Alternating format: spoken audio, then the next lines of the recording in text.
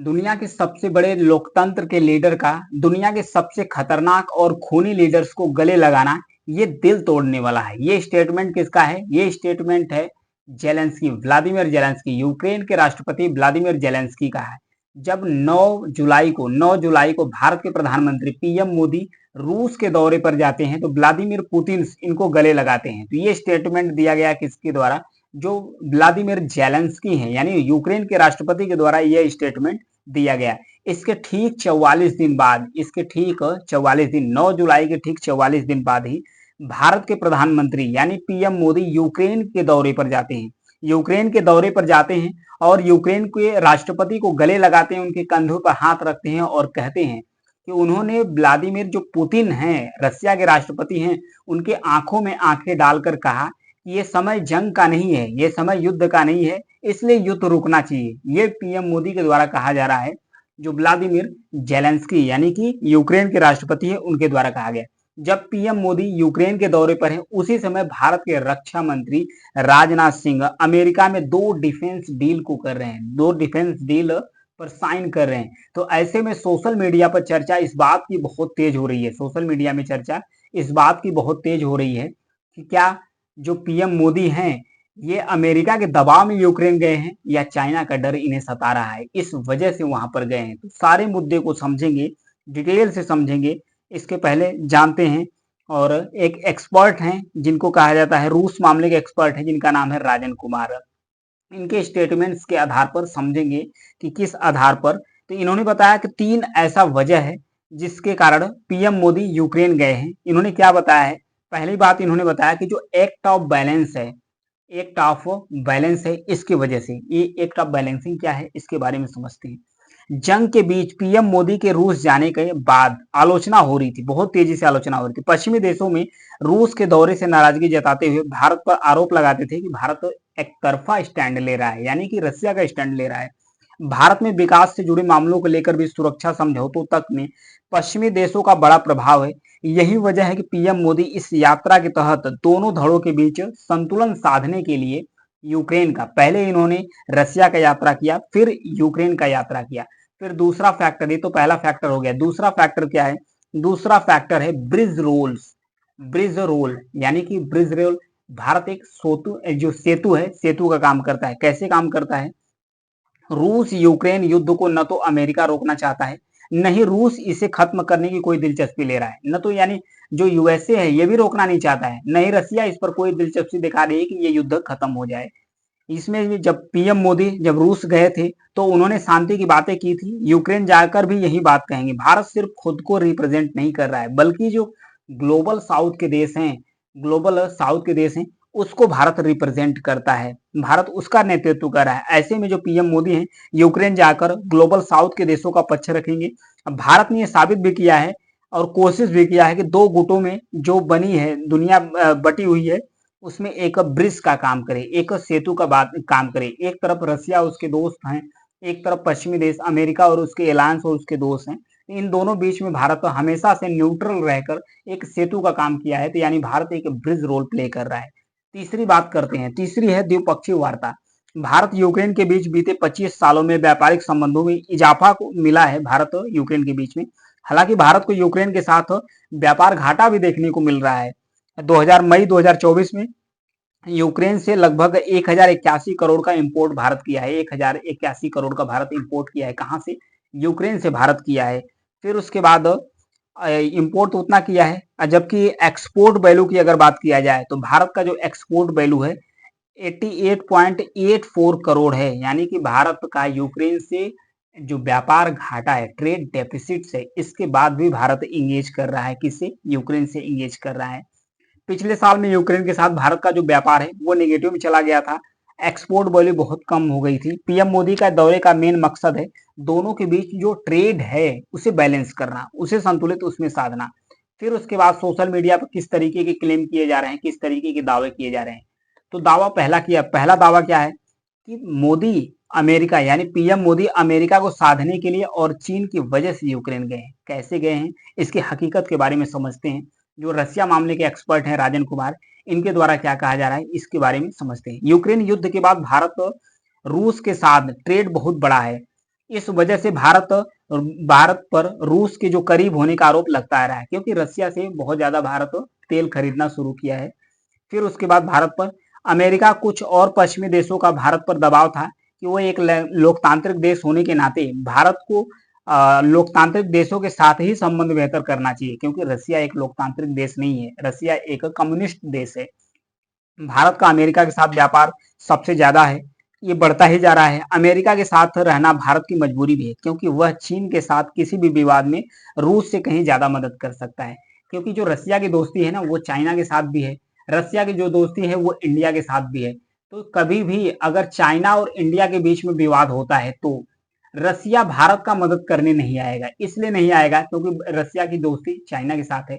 तो भारत को चाहिए एक बैलेंस कंट्री, क्योंकि यूएसए का विवाद चाइना के साथ है, यूएसए का विवाद रसिया के साथ है, तो इंडिया को जरूरत पड़ेगी यूएसए के साथ की जरूरत पड़ेगी, क्योंकि चाइना को अगर काउंटर करना है तो यूएसए की जरूरत पड़ेगी भारत को। इसलिए भारत अमेरिका के दबाव में कह सकते हैं, या चाइना का जो डर का माहौल है उसके वजह से कि उसका जो साथ आएगा, इस वजह से जा सकता है। यूक्रेन हमारी विदेश नीति की प्राथमिकता में कभी भी नहीं रहा है, अचानक ही हमारे लिए अहम हो गया। क्यों? कहीं ना कहीं इसकी वजह अमेरिका है। हालांकि पीएम मोदी ने सिर्फ अमेरिका में दबाव में आकर यूक्रेन का दौरा नहीं किया है, ऐसा कहा भी नहीं जा सकता, क्योंकि प्रधानमंत्री मोदी जब रूस जा रहे थे तो उससे पहले उन्होंने अमेरिका का दबाव था कि रूस न जाया जाए, रूस की यात्रा न किया जाए, लेकिन भारत ने नहीं सुना, रूस का यात्रा किया। अब रूस का भी दबाव हो सकता है, रूस भी नाराज हो सकता है, लेकिन रूस की नाराजगी को दरकिनार करते हुए भारत के प्रधानमंत्री यूक्रेन का दौरा करते हैं। यानी कि ये साफ संदेश है कि भारत किसी के पक्ष में नहीं है, भारत एक न्यूट्रल देश है, भारत किसी के दबाव में आने वाला नहीं है।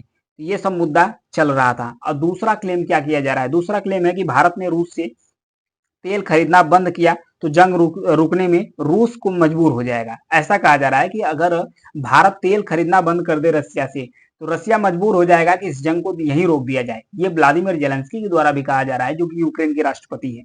लेकिन हकीकत कुछ और है। भारत ने रूस से अगर तेल खरीदना बंद भी कर दिया तो इससे बहुत ज्यादा असर पड़ने वाला नहीं है। भारत अगर रूस से तेल खरीद रहा है तो ऐसा वह करके एहसान नहीं कर रहा है रसिया पर, क्योंकि भारत की जो अपनी जरूरत है वो भी तो पूरा कर रहा है। भारत को सस्ते तेल मिल रहा है, भारत अपनी इकोनॉमी को चला रहा है, रसिया को तो एहसान कर नहीं रहा है, क्योंकि रसिया के और खरीदार मिल जाएंगे, चाइना है, और भी देशों को, नॉर्थ कोरिया है, और भी देशों को ये आसानी से दे सकता है।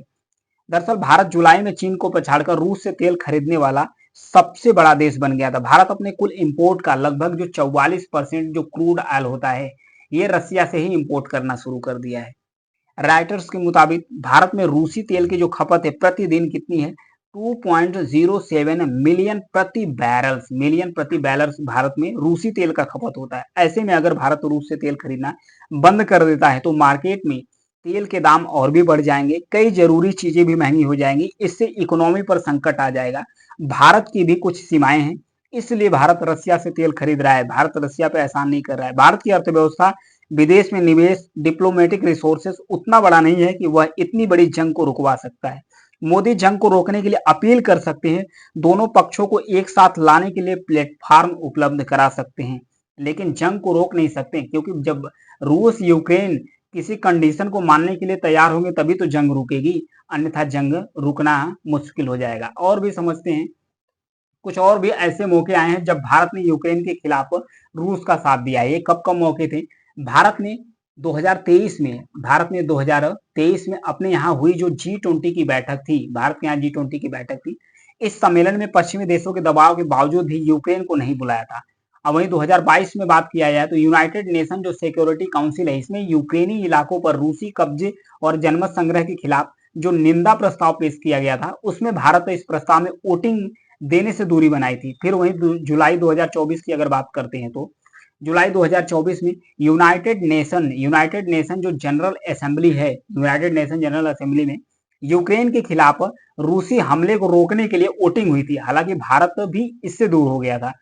फिर आते हैं रूस यूक्रेन जंग की शुरुआत के बाद पश्चिमी देशों ने रूसी तेल पर प्रतिबंध लगाए, लेकिन भारत ने प्रतिबंधों के बावजूद रूस से तेल खरीदना शुरू किया था। फिर दोनों देशों के बीच वित्तीय वर्ष 2021-22 में 60 अरब डॉलर का व्यापार हुआ है, जिससे 2030 तक 100 बिलियन डॉलर तक पहुंचाने का लक्ष्य भी रखा गया है। तो इस तरीके से भारत इसके खिलाफ भी काम किया है। और तीसरा क्लेम क्या किया जा रहा है, तीसरा जो क्लेम यानी दावा है क्या किया जा रहा है, पीएम मोदी यूक्रेन के दौरे से भारत और रूस के रिश्ते बिगड़ेंगे। तो क्या इसमें हकीकत है, समझते हैं। पीएम मोदी यूक्रेन के दौरे के लेकर भारत और रूस के संबंधों पर कोई असर नहीं पड़ने वाला। क्यों? क्योंकि रूस का बयान शायद ही आए, क्यों, हालांकि रूस सरकार इससे नाराज थोड़ा हो सकती है। रूस ऐसी स्थिति में फंसा है कि वह तुरंत इस पर रिएक्शन नहीं दे सकता, क्योंकि रूस के बदले में भारत दुश्मन चीन, पाकिस्तान, भारत के जो दुश्मन है चाइना और पाकिस्तान, रूस इसके बदले भारत अगर रसिया के दुश्मन के साथ इंगेज कर रहा है तो रसिया करेगा क्या, चाइना और पाकिस्तान के साथ इंगेज कर सकता है, संबंध को धीरे धीरे प्रमोट कर सकता है, लेकिन रसिया तुरंत रिएक्शन नहीं करने वाला। वहीं अमेरिका में भारत के पूर्व राजदूत रहे कमल सिब्बल, इनका मानना है कि इस दौरे से भारत और रूस के जो रिश्ते हैं इस पर कोई असर नहीं पड़ने वाला है। उन्होंने कहा कि पश्चिमी देश रूस और भारत के बीच दरार पैदा करना चाहते हैं, लेकिन भारत इस दौरों के जरिए संदेश दिया कि भारत बिल्कुल न्यूट्रल देश है, भारत एकदम निष्पक्ष देश है, ये किसी तरीके से किसी को कंफ्यूजन नहीं होना चाहिए। जो चौथा क्लेम किया गया था कि पीएम मोदी के दौरे से यूक्रेन को फायदा होगा, इसमें हकीकत क्या है, समझते हैं। दावा सही है कि गलत है? पीएम मोदी की इस यात्रा से यूक्रेन को होने वाला फायदा भारत से तो ज्यादा ही है, ये दावा कुछ हद तक सही है। भारत ग्लोबल साउथ के सबसे प्रमुख और बड़े देशों में से एक है। चीन का कोई भी प्रतिनिधि जंग की शुरुआत के लेकर अभी तक यूक्रेन नहीं गया है, इसमें भारत पहुंचा है। ऐसे में अगर ग्लोबल साउथ के किसी बड़े देश का नेता यूक्रेन का यात्रा करता है तो उसके लिए बहुत बड़ी उपलब्धि होगी। ऐसे में यूक्रेन भारत को अपने समर्थन में दिखाने की कोशिश भी कर सकता है, साथ ही वो भारत के इस कदम के जरिए रूस को नाराज करने की भी कोशिश कर सकता है। और पांचवा क्लेम क्या है, पांचवा क्लेम कहा जा रहा है कि मोदी के यूक्रेन दौरे से भारत जो ग्लोबल साउथ है इसके देशों के लीडर के तौर पर पहचान मजबूत होगी। ये कैसे होगी? क्योंकि पीएम मोदी इस यात्रा के जरिए भारत ने यह दिखाने की भी कोशिश किया है कि वह एक ग्लोबल पावर है। भारत अगर अमेरिका के करीब है तो वह रूस के भी उतने ही करीब है। भारत किसी के भी दबाव में नहीं आने वाला है। अगर चीन या पश्चिमी देशों की तरफ भारत को भी एक पक्ष की तरह देखा जाएगा, किसी विवाद को सुलझाने के लिए बातचीत को टेबल पर अमेरिका, चीन, यूरोपीय देशों की तरह भारत भी शामिल हो सकता है, क्योंकि भारत साउथ यानी जो ग्लोबल साउथ है उसका सुपर पावर बनने के कगार पर भारत आ गया है। तो आइए कुछ ऐसी यात्रा के बारे में फोकस करते हैं जहां पर भारत के प्रधानमंत्री, खास करके जो पीएम मोदी हैं, ये कहां कहां पूरी दुनिया में पहली बार यात्रा किए थे।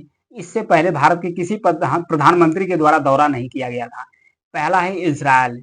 इजराइल का दौरा करने वाले एकमात्र लीडर बने हैं पीएम मोदी। फिलिस्तीन का दौरा करने वाले रवांडा का, बहरीन का, पापुआ न्यू गिनी का, मंगोलिया का और आ गया यूक्रेन का। ये ऐसे देश हैं जिसका पहली बार भारत के किसी प्रधानमंत्री के द्वारा दौरा किया जा रहा है, और खास करके पीएम मोदी का ये दौरा है जो भारत में पहली बार दौरा इसका किया जा रहा है। तो ये था भारत के द्वारा सख्त संदेश कि भारत किसी के पक्ष में नहीं है, भारत एकदम एक न्यूट्रल कंट्री है और हमेशा से भारत का गुट निरपेक्षता का स्टैंड रहा है। भारत किसी के पक्ष में नहीं है, न भारत किसी के दबाव में आने वाला है। भारत का जहां हित होगा वहां जाएगा। अब भारत ग्लोबल साउथ का लीडरशिप भी कर रहा है, भारत ग्लोबल पावर बनने के ऊपर भी भारत फोकस कर रहा है, भारत मीडिएशन कराने के लिए भी तैयार है। अगर दोनों पटल पर यूक्रेन और रसिया दोनों अगर भारत की बात मानने के लिए तैयार होंगे तभी ये जंग रोक सकते हैं, क्योंकि भारत के पास बहुत बड़ा रिसोर्स थोड़ी कि दबाव बनाकर युद्ध रुकवा सकता है। ये था यूक्रेन और पीएम मोदी और यूएसए से संबंधित न्यूज एनालिसिस। Thank you.